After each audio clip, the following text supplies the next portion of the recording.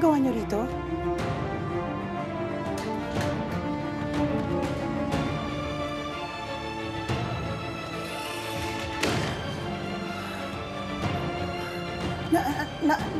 Napapanood kita sa mga balita tungkol sa kaso ni Ma'am.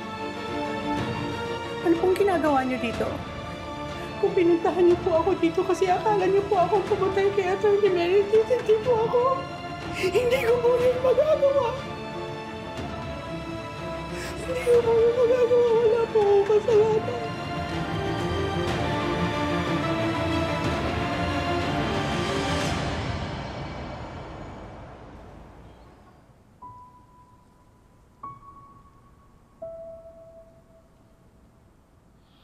Thank you so much, Attorney Bonnie, Attorney Kurt. Hindi niyo kami iniwan ni Era. Simula nung umpisa, hanggang ngayon na nagluluksa kami. Sino bang magdadamayan kundi tayo-tayo lang? Hindi rin kami titigil sa pag-iimbestiga hanggat hindi nagbabayad. May kagagawan sa nangyari kay Atty. Meredith.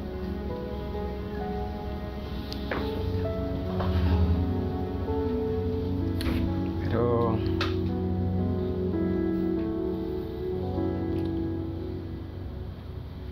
kailangan ko muna magpaalam sa ngayon. Attorney Ira, Attorney Lilet. You're leaving? Hindi ko naman gustong iwan kayo sa mga araw na to kasi alam ko naman na mabigat ng pinagdadaanan niyo. Kaya lang, hindi mawala sa isip ko si nanay.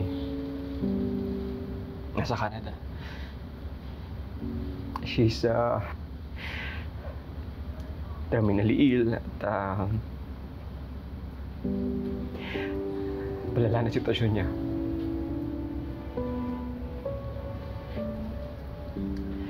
Kailan lang kasi nasabi ng tita ko na may nararamdaman pala siya, tapos hindi ko naman alam. Ayoko lang dumating yung pagkakataon na pagsisihan ko na hindi kami magkita at mali na lahat.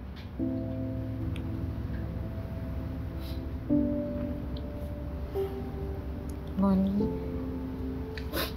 kaming intindihin dito. Marami namang dumadami sa amin. You still have time to be with your mom.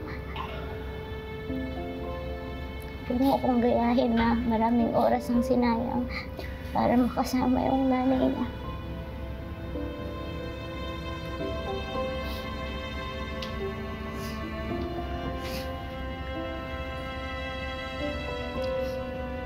We understand, Bonnie. Family comes first. Salamat. Salamat.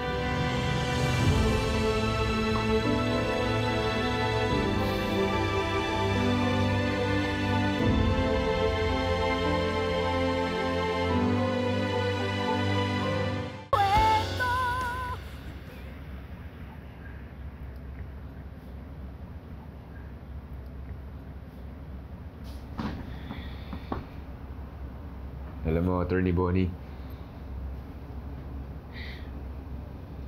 galing mong magtago ng problema. Kung ako yan, makabumigay na ako. Kailangan magpakatatag. Pero, Attorney Kurt, I'd prefer na hindi ka rin susuko. Kasi meron akong hihilingin sa'yo. Papaalaga na sobrang importante tao para sa akin. Sino? Si Lilet. Mali ka ng pinagbibilinan sa akin, Attorney Bonnie. Aasa rin lang ako niyan hanggang sa mamatay ako. Grabe ka naman. Graduate na ako dun. My respect for you, mas mataas pa sa Supreme Court. Sus, promise. Pero seryoso, kailangan mo siyang alagaan. Kailangan ka niya ngayon more than ever. Kung mapayakin yan, ididimanda kita.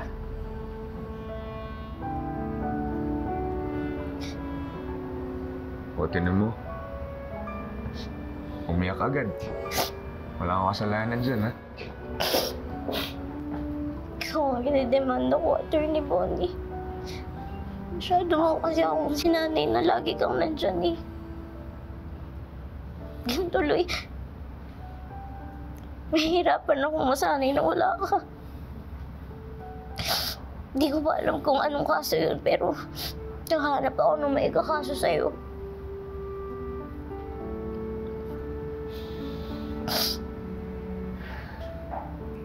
Habang nakafocus tayo sa mga nanay natin, papaabaya ko muna kay Andrew yung KKK.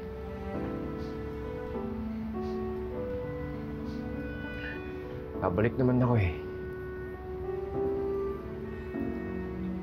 At sana pagbalik ko, mas strong ka na para harapin yung mas toughest trials. Kahit paminsan umiiyak, pero seryoso, may miss kita.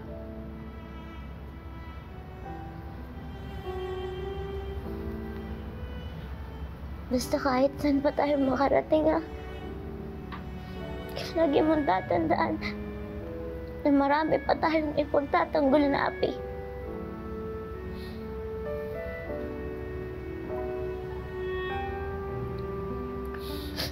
Hindi magbabago yan.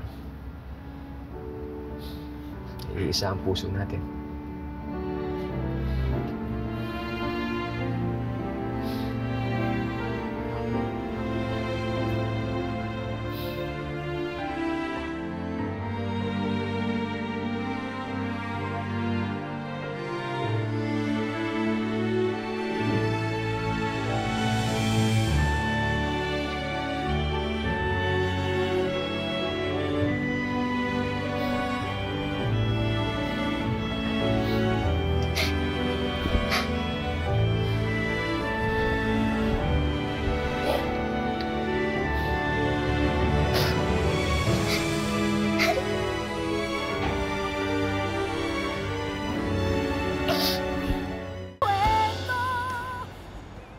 O, pinacheck ko naman sa mga contacts ko yung location ni Evelyn Maga sa Bulacan.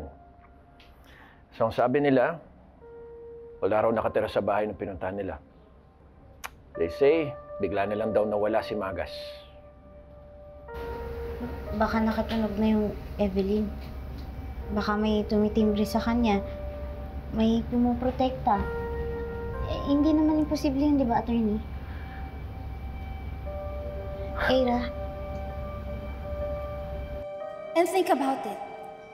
Lilette was found at the crime scene, holding that gavel replica. She was so bitter about being abandoned by Attorney Mayor. Tapos, hindi pa naging maganda yung trato sa kanya ng mama before. Haven't you ever thought? Maybe she had something to do with Attorney Mayor's death. Eira, may problema ba? Huh? What? Huh? No. Nothing.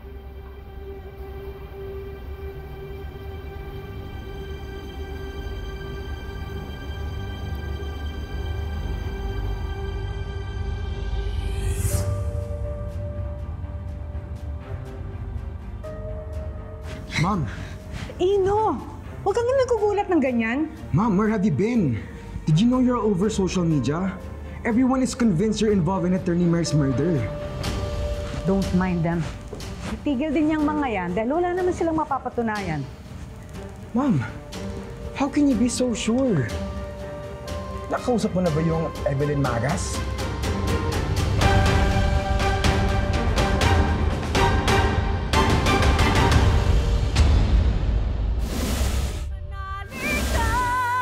Di Di ba hindi mo siya matanggap nung nalaman mong mami mo siya? Nagmatigas lang naman ako nun eh. Pero masama pa rin yung loob mo sa kanya, di ba? Bakit pakiramdam ko nasa kwarti ako at nililitis mo ko? Attorney Mayor, ibang klase ka talaga. Wala ka na nga eh. Pero, kuhang-kuha mo pa rin yung atensyon ng asawa ko. Wala na nga si Atty. Mer, ginugol mo pa. Patahimikin mo naman siya. Let go of me! Salamat din po na pumayag po kayong makipag-usap sa akin.